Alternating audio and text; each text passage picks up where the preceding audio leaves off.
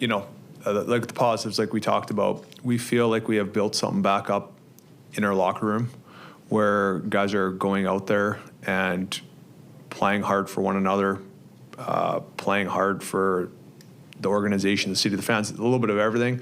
And that's what ultimately wins you hockey game. You have the feeling of the room of, you've been on teams where there's a little bit of, fakeness or whatever of the word might be, where, guys are putting on their gear and sometimes guys play a little bit for themselves. And we feel like in this locker room, guys are playing for one another. And when you play for one another, you can have the ability to put on runs like we did there down the stretch to get us into the playoffs. Like I said, we feel like we did a great job of holding each other accountable.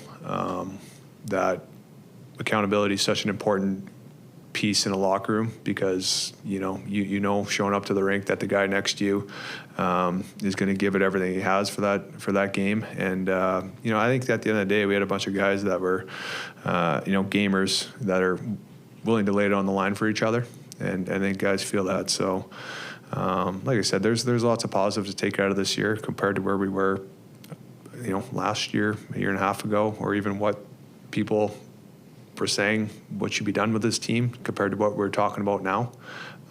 Like I said, it's a feeling of like we're trending in the right direction, and we feel, with a big summer and guys maturing and guys getting better, that we feel like we can be better next year, and we expect to be better next year.